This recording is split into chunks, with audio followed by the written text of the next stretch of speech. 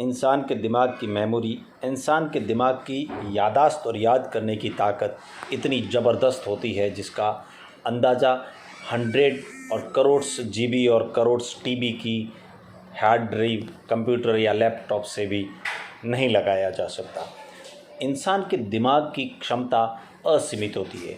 हम कोई भी लैपटॉप एडवांस वर्जन का कंप्यूटर या लैपटॉप खरीदते हैं तो उसकी क्षमता लिमिट होती है, एक मात्रा में फिक्स कर दी जाती है, लेकिन इंसान के दिमाग की ताकत असीमित है। इंसान के दिमाग दो तरीके के होते हैं, एक कॉन्शियस माइंड, एक सबकॉन्शियस माइंड, एक चेतन दिमाग, एक अवचेतन दिमाग। इंसान के अवचेतन दिमाग की शक्ति इतनी ज़बरदस्त होती है कि वह चाहे तो हजारों, लाखों, करोड़ों किताबें याद कर सकता है, अपनी मेमोरी में फिक्स करके बिठा सकता है। अक्सर हम लोग हिम्मत ही नहीं करते, अपनी दिमाग की शक्ति को जानने की कोशिश तक नहीं करते, क्योंकि हमें स्वयं पर कभी कभी डाउट रहता है।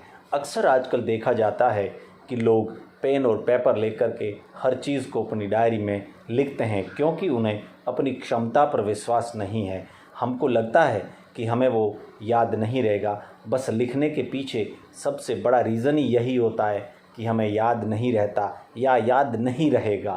तो जब भी उस चीज़ की भविष्य में ज़रूरत पड़े तो हम पन्ने पलट कर उन्हें रेफ़र कर सकते हैं।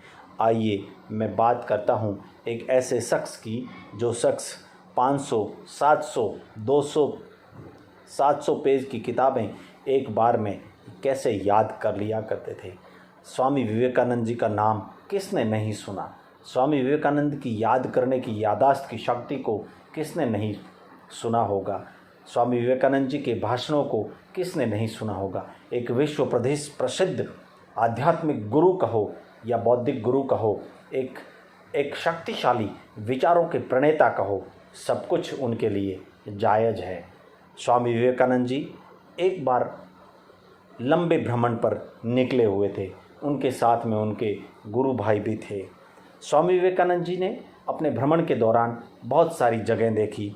एक बार वो एक लाइब्रेरी में गए और वो लाइब्रेरी बहुत बड़ी थी। उन्हें वो लाइब्रेरी काफ़ी पसंद आ गई। वो वहाँ कहीं रुके हुए थे। उनके दोस्त गुरु भाई उन्हें उस लाइब्रेरी से ला करके डेली की, कोई संस्कृत की, कोई हिंदी की, कोई इंग्लिश की बुक ला करके दिया करते थे। सुबह ला कर देते थे और स्वामी विवेकानंद जी उन किताबों को पढ़ करके अगेन दूसरे दिन सुबह जाकर जमा कर उनके गुरु भाई को दे देते थे, और उनके गुरु भाई उन किताबों को वापस सुबह जमा करके फिर कुछ 5-10 किताबों का सेट नया ले जाकर स्वामी विवेकानंद जी को दे देते थे।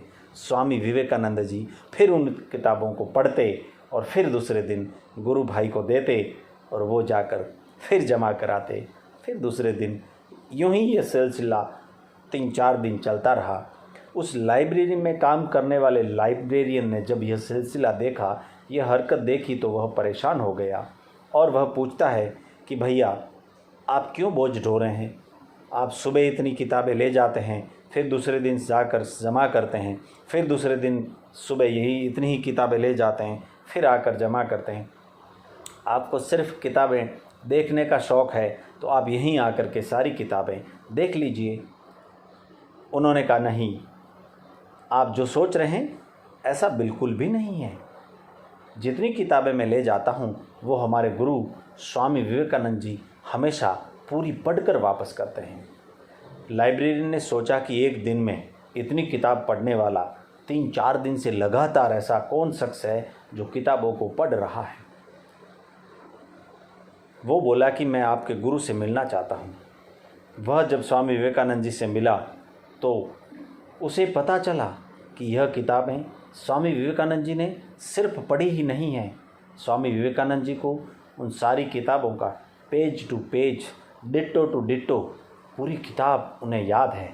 वह बंदा बहुत चक्का रह गया, हक्का बक्का रह गया। एक समय की और बात है, एक बार स्वामी विवेकानंद जी कहीं जा रहे थे। उन्होंने एक शख्स को देखा। वह शख्स बैठे हुए बहुत बड़ी किताब, 700 पेज की कोई किताब पढ़ रहा था।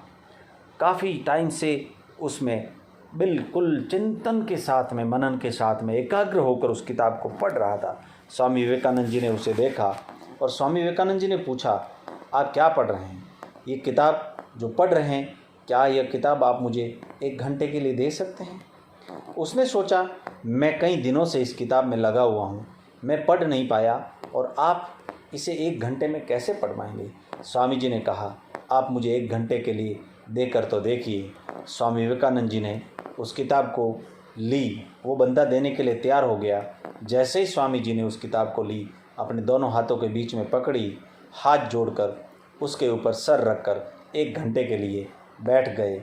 और जैसे ही 1 घंटा पूरा हो गया, वो किताब वापस उस शख्स को लौटाते हुए स्वामी जी ने कहा, लीजिए यह किताब वापस आपकी किताब। इस किताब में कुछ नहीं है। वह शख्स सोचने लगा, यह जर्मन भाषा की किताब है जो यह शख्स जानता भी नहीं, पढ़ी भी नहीं, मैं कई दिनों से लगा हुआ हूँ और इसने 1 घंटे में यह कह दिया कि इस किताब में कुछ नहीं है। इसके घमंड की तो दाद देनी पड़ेगी, यह तो बड़ा घमंडी इंसान है। स्वामी जी ने कहा, चलिए अब आप मुझे जो पूछना चाहते हैं इस किताब में से वो पूछ लीजिए। उसने देख कर किताबें देख कर उसके कुछ पन्ने पलटकर उन पन्नों के पेज नंबर से कुछ बातें पूछी और स्वामी जी ने हूबहू जैसी की जैसी, word to word, letter to letter वो चीज़ें रिपीट करके उस बंदे को सुना दी।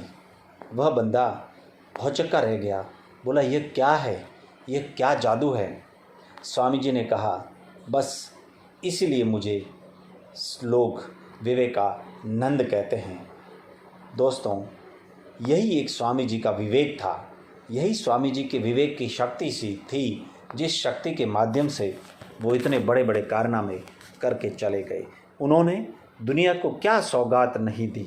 उनके विवेक ने, उनके भाषणों ने, उनकी बातों ने, उनके उपदेशों ने आज के युवाओं को एक मार्ग प्रशस्त किया है।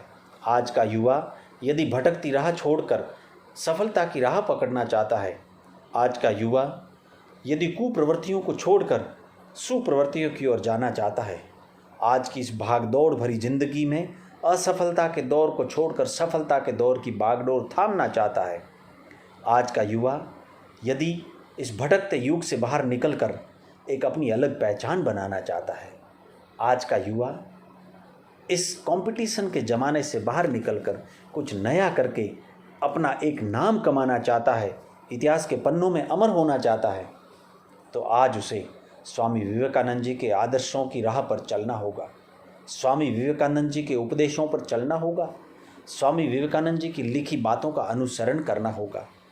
बहुत बहुत धन्यवाद।